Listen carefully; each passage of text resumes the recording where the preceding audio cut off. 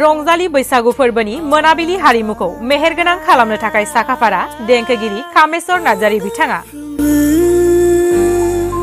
बाक्सा जिल्लानि सिङाव थानाय गरेश्वर हालामनि देंखोगिरि कामेश्वर नार्जारी बिथाङा गुबुन बोसोरनि बायदि देग्लाय गोदान बोसोर रंजालि बैसागु फोरबोआव रायजो राजाजों रंजाफानो साखाफारा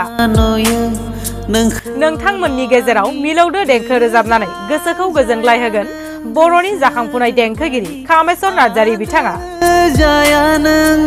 नोंथांमोना रंजालि बैसागु फोरबो फालिथायाव मोनाबिलि हारिमु बिलिफां आयदायाव रंजानो गोसो दंब्ला थोंजोङै देंखोगिरि कामेश्वर नार्जारी बिथांजों गाहायाव होनाय जानबुं नम्बरनि गेजेरजों सुलाद लानो हागोन।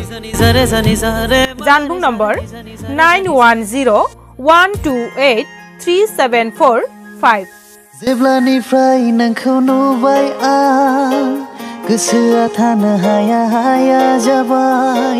जेब्लानिफ्राय नोंखौ नुबाय आं गोसोआव आंगो आंगो मोनथारबाय। नोंजों लोगोआव नोंनि खाथियाव नोंजों रायज्लायनो सानो हर गोसो जाबाय। जेब्लानिफ्राय नोंखौ नुबाय आं गोसोआ थानो हाया हाया जाबाय। जेब्लानिफ्राय नोंखौ नुबाय आं गोसोआव आंगो आंगो मोनथारबाय। फागुन फागुन नोंखौ साना गोसो रानस्राव रानस्राव गोरबो जाहार आंनि गोसो माबा बुंनो सानो